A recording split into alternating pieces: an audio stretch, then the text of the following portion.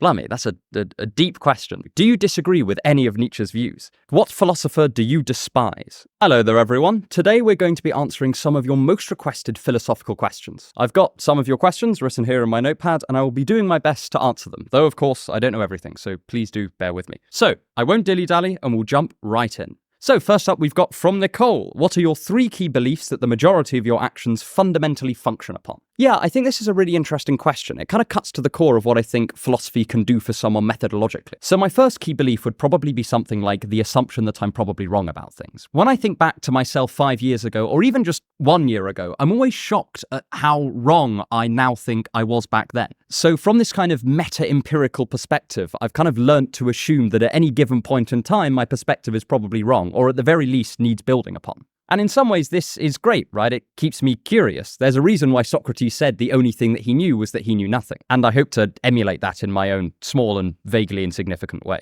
The second thing that I pick is largely from Aristotle, and it really touches upon your point about actions. Something that Aristotle talks about in the Nicomachean Ethics is that it's not enough to simply believe something in order to provoke you to action. You also need to have your emotions set up in the right way. This seems to be one of the reasons why economists are so obsessed with incentives. And increasingly, I think I've tried to work more on getting my feelings to play ball with what my cognitive mind, whatever you take that to mean, wants to do. The third one is broadly quite simple, but it has quite an important caveat. It's to always set my default position as to be kind. So if I don't know anything about a situation, my default is just to follow my gut as to what I think the kindest thing to do is. However, I'm also really struck by this insight that comes mainly from Machiavelli, but is also present in loads of other thinkers, that what might at first seem like the kindest or nicest thing to do might in the long term actually really be to someone's detriment. I think about this a lot in relation to my parents. You know, when I was younger, they would often do things that in the short term were very upsetting, but in the long term, they turned out to be the kindest thing. So I also try and work to examine things on a case-by-case basis. And most of the time, the straightforwardly kind thing to do is also the thing that is kind to do upon further reflection. But they do come apart in really important ways, and I try to acknowledge that, probably mostly unsuccessfully. Next up, we have Minucat, and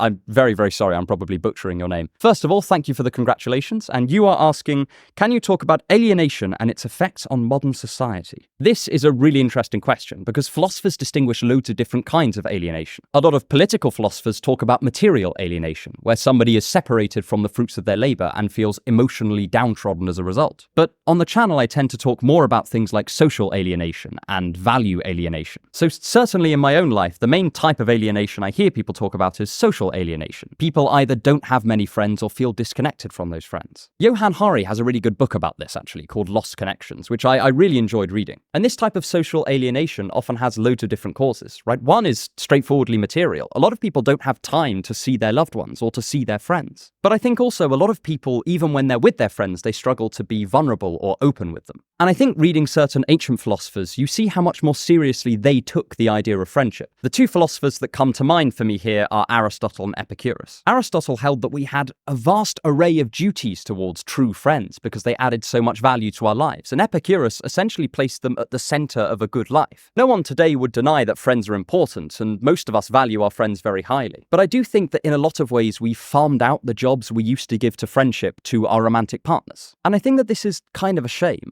For one, it's quite a lot of pressure to put on a singular person. But secondly, it means if you don't have a romantic partner, it's very easy to feel like there's something huge missing from your life. I'm going to talk a bit about this on a video I've got planned for Sunday on Goethe's novel, The Sorrows of Young Werther. The protagonist of that novel becomes so obsessed with erotic or romantic love, he ends up missing quite a lot of the straightforward, fulfilling friendship that's in front of him. So anyway, that's sort of a speculative tangent on social alienation. I'm not sure if that actually answers your question. There's also another form of alienation I see, which I can only describe as existential alienation. I was talking to a friend about this the other day, and he was saying when he goes about his daily business, he quite often feels strangely separate from himself, like he's seeing himself from the third person. I asked him what correlated with these experiences, and he said it was largely when his life felt like it was devoid of meaning or devoid of value in some way, as if he had fallen in an existential puddle that lay in between 2 bits of dry land. So I think that's another type of alienation that people quite often feel. I certainly feel it myself. In terms of how to solve these types of alienation, I'm really not sure. In the social sphere, I'm sure we could see a swing back towards valuing friendship just as much as romantic love or self-sufficiency. But existential alienation is a huge philosophical problem. It's one people have been wrestling with for hundreds, if not thousands of years. And so I'm sort of pessimistic that it's going to be solved anytime soon. Nonetheless, I think acquainting yourself with people who have thought very deeply about this question before can be helpful. At least it certainly has been for me. Next, we have Introvert OE8IS, who wants some philosophy book recommendations for total beginners and also sends me congratulations, so thank you very much. Yeah, quite a lot of people were asking for book recommendations. I might start it as sort of a casual series on Patreon, just send out the odd kind of unedited 5 book recommendations on ethics or something like that. But for what it's worth, here are some now. So first up, we have Walter Kaufman, Existentialism from Dostoevsky to Sartre. This is a really good introductory text to existentialism. And if you just read this, you have a really good idea of what ideas you're interested in, what themes you want to explore, and what you'd kind of like to leave behind. Second, we have Aristotle's Nicomachean Ethics. I recommend this book to almost everyone I talk to. It is absolutely brilliant. It is philosophy at its most practical. And it gives you a really good idea as to what was considered a good life in ancient Athens. Third, I would say Bertrand Russell's The Problems of Philosophy is really good, especially as an introduction to analytic philosophy. It gives you an idea of the general questions that philosophers like to wrestle with. Russell's style is also just so clear and precise. He is a pleasure to read. This book also touches upon the meta question of what philosophy is even for, which pretty much everyone who's interested in philosophy asks at one point or another, so you may as well start now. So the fourth one is split between two. They're both by Hannah Arendt. One is The Banality of Evil, and the second is The Origins of Totalitarianism. Part of the reason I picked Hannah Arendt is because she's very easy to read. She keeps philosophy quite down to earth, which I very much appreciate. And both of these books deal with things that are relevant to our own lives. Who doesn't want to explore the question of why an ordinary person might commit an atrocity, or how a totalitarian state would arise? They're also a great jumping off point if you want to explore contemporary political philosophy, which I'm not that familiar with, but my friends who are say that Hannah Arendt is a great place to start. Number 5 would be David Hume's An Inquiry Concerning Human Understanding. This is one of the most influential texts in Enlightenment philosophy. Here, Hume is trying to give an account of human knowledge and human behavior through a very scientific lens. It's one of the best presentations of empiricist philosophy that you will find anywhere, even today. And it's a great starting point for people who see philosophy as this airy-fairy discipline, as Hume is noteworthy for just how analytic his approach is. Next, we have a question from Siraf5230. Imagine you are on your deathbed, looking back. What sort of a life do you wish you have lived? What kind of a person would you like to be known as? Blimey, that's a deep question. Thank you, Siraf. First, I think it's a question that it's worth us all asking ourselves. I personally have a great fear of getting to my deathbed and just being filled to the brim with regret. Personally, the life that I would like to live is one where I'm curious about a lot of things and also get to learn a lot of things. This is essentially why I've tried to make this my job. There's something about learning that really excites me inside. I can't quite put it into words, but I'm sure that many of you will know the kind of thing I'm talking about. So that would be the sort of life that I hope I've lived. In terms of the kind of person I'd like to be remembered as, I would like to be foolish often enough that it makes an impression. I feel like every time I make a fool of myself, and it does happen quite often, I'm actually quite reassured. It's one of the most visceral experiences of how much more there is to know out there. So that would be one thing. Another thing, and again, this is just personal, I would like to be remembered as a good sibling. I've got a number of siblings and I care about them very deeply, and I'd just like to be remembered as a good brother to them. Next, we have a question from Open Doors 7272. Do you disagree with any of Nietzsche's views? First of all, with something like this, we should bear in mind that there are loads of different plausible interpretations of Nietzsche. But certainly on my interpretation, I disagree with him on a whole range of things. Often I think his wholesale critiques go a bit too far, but nonetheless that there's quite a lot in them, if that makes sense. So at some points in Thus Spake Zarathustra or Beyond Good and Evil, he gives the impression that he thinks all pity-based morality is inherently bad, or that any kind of moral system that is interested in protecting the weak is inherently filled with resentment. And my position is just a little less extreme than this. If you look through my channel, you'll notice that I'm quite interested in how moral language and moral ascriptions can be perverted for quite destructive ends. Everyone can spot when something is evil if it says outright, I am evil. But most things that we in hindsight consider evil at the time said, I'm great, I'm doing a moral good. But I don't think that I'm quite as cynical as Nietzsche here. The same goes for some of his other ideas. In Twilight of the Idols, he makes the criticism of philosophers that most of the time when they're constructing their grand theories of reality or ethics, really they're just writing their own autobiography. Whatever claims they make about the world really tells you more about their individual psychology than anything meaningfully philosophical. And there is definitely something in this. But again, I don't take it as far as Nietzsche. I'm not quite sure how a logic textbook can become an autobiography. Likewise, I think a lot of hardcore works of analytic philosophy are semi-autobiographical in this Nietzschean sense, but are probably much less so than philosophers talking about emotion, when they're much more clearly drawing from their individual experience. I also don't think that just because a work is autobiographical, that's necessarily a criticism of it. A good example of this is Nietzsche's Ecce Homo, which is explicitly autobiographical, and nonetheless has quite a lot in it. Another example would be Jean-Paul Sartre's Nausea, which is explicitly based on his own experiences, but nonetheless also has fantastic existential insight in it. I think this goes for a lot of existential philosophy and literature, and so they help me understand parts of myself that I just wouldn't recognize prior to reading the book. These are just a couple of my points of disagreement with Nietzsche, but most of them follow the same sort of structure. I think that Nietzsche can be fantastic, but part of the declamatory style that makes him so charming also means that some of his points come across perhaps stronger than maybe he even intended them to be, and certainly a little stronger than I'm willing to accept. Sorry, I'm sure many of you can tell my thoughts are a lot less structured when I'm off script. Next, we have user YTMK.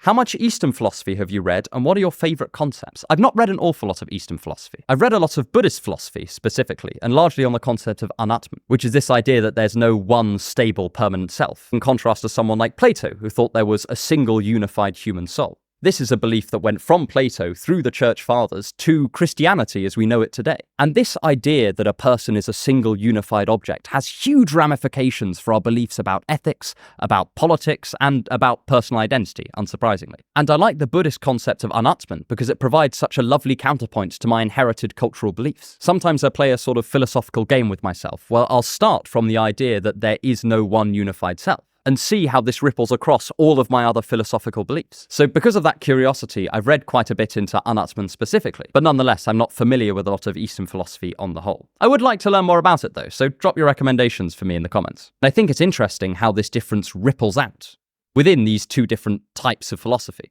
Next, we have, who is your favourite philosopher and how have they improved your life? So, I've written this one down, so I'm just going to rattle off a few. So the first would be someone like Carnap or Bertrand Russell for their emphasis on rigour and clarity. You can also see this in a lot of early 20th century analytic philosophers like Frank Ramsey, who, by the way, is a complete genius. Secondly, I'm a huge fan of later Wittgenstein, specifically because he counters some of that rigour with his idea of family resemblances, which is the idea that for most words, their meaning doesn't come from a rigorous semi-mathematical definition, but a kind of cobbling together of uses, each of which resemble one another in key ways. So for instance, the word game can refer to football or chess or cricket. They don't share one single property in common, but they each resemble one another, and so it becomes useful to group them under one label. Third would be the pragmatist Charles Peirce for his account of belief. So Peirce links belief quite closely with action. He thought that any account of belief which didn't take into account the actions implied by that belief was incomplete. And I think this is really nice. It helps move belief from this mysterious internal phenomenon to something that we can observe in people's behaviour. Fourth is Hannah Arendt on her idea that anyone has it in them to become truly evil. It's an idea that I found equally terrifying, but also was a real wake-up call. Not that I thought I was necessarily becoming evil, just so I was alert to it if it were to happen in the future. So the fifth would be Kierkegaard, and specifically his book Either Or. In this book, he contrasts different ways of living and examines their strengths and their weaknesses. It was a very honest exploration of different ways that somebody can choose to live. And I certainly bear it in mind when I am living in the world. The sixth would be Friedrich Nietzsche, and specifically the methodology he takes in the genealogy of morals. Importantly, he doesn't just ask what the concept of morality is, he asks what its function is, what it practically does. I'm a fan of pretty much anything that brings philosophy back down to earth and makes it practically useful for people. And Nietzsche is fantastic at doing that. I think it's one of the reasons why we remember him today. The seventh name on this list of who is my one favourite philosopher would be Dostoevsky. Specifically, this is for his portraits of despair. So in Crime and Punishment, one of the things he explores is the psychological torture of guilt. And in Notes from the Underground, one of the key themes is resentment and nihilism. And for me, both of these books have been personal wake-up calls at multiple points in my life. So, it would be a bit churlish of me not to put him on this list. And eighth would be a mixture of Stoicism and Buddhism because I found that both of them were excellent philosophies to help me with my chronic pain. Next, we have a question from Samplicity4194. I hope I've written that down correctly. So the first question is, have all philosophical problems been answered? And I think broadly, no. I think there are loads that we just haven't settled on. There's no real agreement about how the ideal society should be run or how we should interpret words in different contexts. I think a real live philosophical problem that you see out in the world all the time is how people with different core values can have discussions about morality. These are substantial philosophical questions and we don't have answers to them. In some cases, even the sketches of answers we do have aren't necessarily that strong. So no, I think there's substantial work still to be done. The second question was, is philosophy dead, considering there haven't been any major philosophers in the last century or so? And I don't think so. I think there were great philosophers in the last century or so. I've written down a few sort of great philosophers I think exist today. Both Cheryl Mizak and Hugh Price do some fantastic work in philosophical pragmatism, which I genuinely think is the future of philosophy. And also pretty much every major public figure you see, whether they're involved in literature or politics or podcasts, or even something like food, they will end up expressing philosophical propositions, even if they don't realize it. But no, I also don't think philosophy is dead. But then again, I have a real vested interest in thinking that philosophy isn't dead, so maybe you shouldn't believe me. Next, we have a question from Uninterested Engineer. How much can you bench? Well, I can bench 100 kilograms for 3 reps, just about. Next, we have User 244. How would you connect Kafka's The Trial to the general corruption of governments and its effects on businesses, individuals, and religions? Oh, that's a really big question. I see The Trial, like quite a lot of Kafka's works, as fundamentally about his own fear and helplessness. If you read Kafka's letters, he's a really scared guy. At one point, he even professes fear about falling in love, and pretty much everything positive that happens to him immediately becomes a locus of terror. It's genuinely fascinating to read. But he also spent his entire life largely living under the thumb of other people. He was terrified of his father. If you can, Google Kafka Letter to My Father, because it is honestly brilliant. In it, you can see the inspiration behind so many of Kafka's works. The second part of the question was, what philosophical influences does he have in his book? If I remember correctly, Kafka was very influenced by Dostoevsky. But also, like I said, just his general life experiences, I think, are integral to understanding his work. And then lastly, what is Kafka's solution to this problem, or does he see no solution? I don't see many solutions in Kafka's work, but I think that's not necessarily what they're for. I think we've got to remember that a lot of what we consider to be Kafka's seminal works, we only have because his friend, who inherited his manuscripts, refused to follow Kafka's orders to have them burnt. As I said before, I think that Kafka's works are some of the greatest explorations of fear and helplessness that I have ever seen. In some ways, they're a great barometer. The more you relate to one of Kafka's stories, chances are the more helpless you feel. If you want to learn more about the trial specifically, I do have a video on it, but I made it a few months ago and it's a little bit rough. I was definitely still learning the ropes. I say that, I still am learning the ropes. I barely know what I'm doing. Next, we have a question from Tom Swarbrick, 7452. Do you ever feel a particular loneliness in everyday life, being one of few with such an interest in philosophy? Do you not feel slightly ostracized? I've never been ostracized because of an interest in philosophy. I've at the most been told that I'm irritating, but I think that's fair. I can be irritating. When I talk to people, I actually find that they are quite interested in philosophy. They might not be interested in particular philosophers, but many people are interested in the question of how to live a meaningful life, or even what meaningful means. Also, loads of people are interested in questions of faith or critical thinking, or the question of what makes a good scientific theory. Funnily enough, I was back in my hometown the other week, and I was taking the bus, and I met this young man, and we struck up a conversation. And over the course of waiting for the bus, we were discussing his faith, his particular interpretations of the Bible, his doubts about his own belief in God, and a lot more. So yeah, I've never been ostracized because of my interest in philosophy, and I actually think that more people are interested in these questions than we think. It's just that so often these questions are made needlessly impenetrable. One of the things that I really want to do with my channel is make philosophy accessible, so that someone can have an idea about what philosophy is for without having to trudge through 800 pages of poorly translated German. Next, we have a question from Tyon Triggs, 9842. What's the most memorable dream you've had that you still remember in detail to this day? I remember having this dream when I was in primary school, which for people who aren't from the UK is ages 7 to 11, where crocodiles had taken over the school and they'd eaten all of my friends, and they were going to eat me, but instead they made me eat the dead body of one of my friends. And I was 8 when I had this dream, and it was just horrifying. I don't think I've yet experienced something quite as upsetting as having to, in the dream world, eat my best friend. I'm sure that a psychoanalyst would have a complete field day with this, but at the time all that happened was that I woke up and cried a lot and didn't sleep for a few days. Next, we have a question from Letty7370. What are your thoughts on the modern world with a fair majority of people attached to their screens, living for instant gratification? I think this is a really interesting question. One of the things that I notice reading philosophers through different time periods is that you will often come across this random paragraph where they bemoan the youngest generation for not having the wit or the strength of will, or the courage, or the patience to truly grapple with philosophical ideas, or even just to be good citizens. In the 1st century AD, so at the height of Rome's power, where the empire will still be at its peak for another 150 years, the Roman philosopher Tacitus is bemoaning the next generation and how they are weak and slovenly and lazy and they'll never make good Romans. I think Cicero does the same thing as well. It's funny, earlier today I was reading exactly the same thing in one of Kierkegaard's works, Fear and Trembling, where he says that the young thinkers of the day don't have the patience to fully engage with matters of faith. So with this in mind, I don't have the same really pessimistic idea of Gen Z that quite a lot of people do. On the other hand, I do worry about people losing attention spans. Johann Hari has a really interesting perspective on this in his book, Stolen Focus, and he talks about the various factors that can lead to someone's attention span degrading, and how many of those factors are getting worse and worse as time goes on. I also worry a little bit that because we can all get that tiny bit of dopamine hit that just gets us through the next 5 minutes, that we can end up being just comfortable enough that we never get round to reflecting what we want from life, that we don't notice the years passing until one day we wake up and we realize that it's all behind us and that we wasted it. But this also isn't unique to the modern age. It's a theme that both Kierkegaard and Tolstoy explore in their works. So yeah, I'm worried about it in a sense, but at the same time, I'm quite optimistic. But then again, I'm also optimistic by nature. So once again,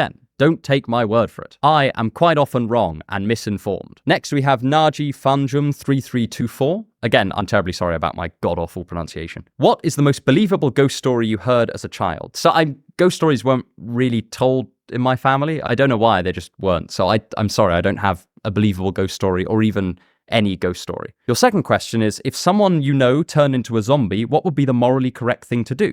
Kill them and save yourself, or risk your life trying to capture them and hand them over to the authorities? So I'm assuming that in this situation, if I hand them over to the authorities, they'll be cured or something good will happen to them. Because if the authorities are just going to kill them, then I don't really see a moral difference. This question is actually really interesting. It touches upon loads of different themes, right? You've got the personal identity question. Is my friend who is now a zombie still my friend, or has their identity fundamentally changed? Are they still a moral agent? Can they feel? Can they think? Are they worthy of moral consideration? But personally, if they're my friend and I can get them back, I'd like to think that I would take the risk and hand them over to the authorities, but I can't be sure. I've never faced this situation in the flesh. I also love the world that this paints because it gives the impression there's like one zombie, and we don't often see that in post-apocalyptic fiction, right? It's always a zombie apocalypse. It's never just like your mate. So, I'd love to see some fiction exploring this story. I think it's really interesting. Next, from Danaxi6558, what are your thoughts on non-materialist metaphysics? So I don't know that much about non-materialist metaphysics, certainly not in any sophisticated way.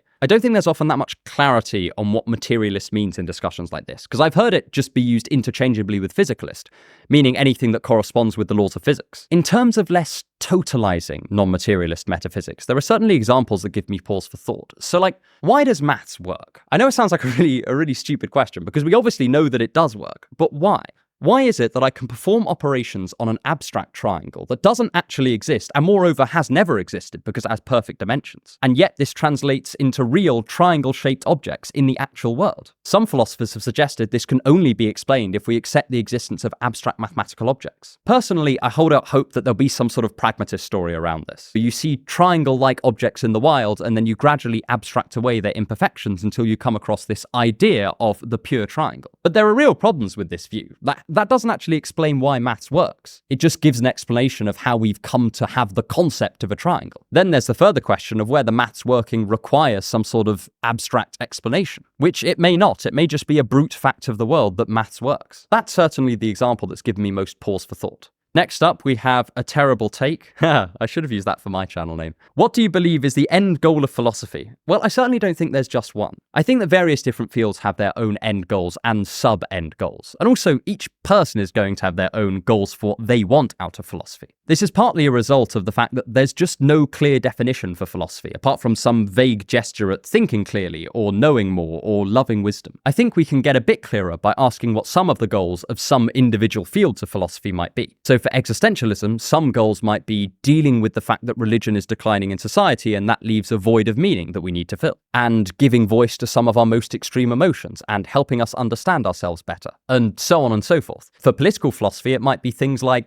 asking what the ideal society looks like and then theorizing how to bring it about, or questioning the notion that there could even exist an ideal society. For ethics, there's the question of what's right and what's wrong, but for meta-ethics, there's the question of what right and wrong even mean. Can there be right and wrong facts, or are we just expressing our emotions? For logic, there's the question of working out tautologies and conditionals, but there's also logical modeling. So epistemic logic is one field of philosophy that aims to model our beliefs using certain logical rules. Lots of philosophers of science are interested in how to create best scientific practice, and so on and so forth. So I don't think there's one unified goal for all of philosophy, but I also don't think that means it's a pointless question. Because if we're engaging in particular types of philosophy, we can get a much clearer picture of what our end goals might be. Next, we have Two Dudes Philosophy, who make their own philosophy content if you want to check it out. They ask, what philosopher do you despise? So, I can't really think of a philosopher that I despise, but I can't really think of a person that I despise either. There are certain traits that some philosophers have which grate on me a little bit, like intellectual arrogance really pervades amongst the online philosophical community. And I think that's a shame, because I think that philosophy at its best is really curious and open-minded, but within reasonable limits. They're also just philosophers that call me out. Some of my favorite philosophers would probably heavily criticize me. One of the reasons I read people like Nietzsche and Dostoevsky is because the flaws that they examine through their characters or through their writing are the flaws that I find I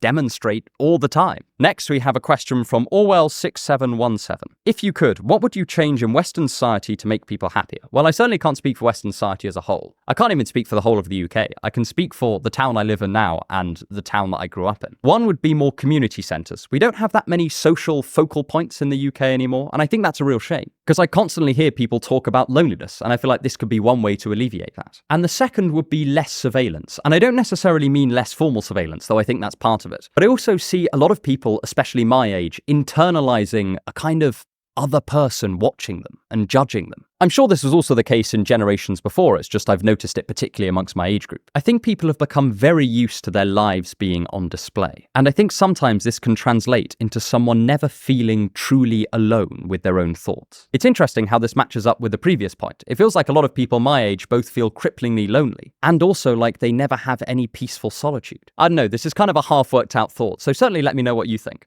Next, we have GreenandJX5342. What is your meaning of life? Probably curiosity. Next, we have Rain5773, who wants to know the mistakes I've made in my philosophical endeavours and what I've learnt from them or would do differently. So over the years, I think one of my main flaws has been arrogance. I was a very, very arrogant teenager. And in some ways, I hope that I've moved past that, but that would definitely be my biggest mistake. I apologise to anyone who talked to me between the ages of 12 and 20. And in terms of what I learnt from this, I suppose I just got proven wrong so many times that I learnt just a smidgen of humility. Now I find that I'm a lot more willing to admit when I'm wrong, which is a lot. Another thing is that I was convinced that my opinions wouldn't change over time, that I somehow had the final answer to philosophy, and that just wasn't true. I disagree with almost everything I thought 5 years ago, and I imagine that I will disagree with almost everything I think now, 5 years in the future. In fact, I hope so. That shows that I've learnt a lot in the interim. So, thank you so much for sending in all of your questions, and if you just bear with me a second, I just want to say a massive thank you. I've been truly moved by how quickly the channel has grown. I had no idea that there was this much interest in this stuff. I beg your indulgence for all the mistakes that I have made and all the ones that I will make over the years. And I hope that you will continue with me on this journey as I explore what I think are some of the greatest thinkers in history. Thank you so much for watching. Thank you so much for 100,000 subscribers. And I will see you in the next video.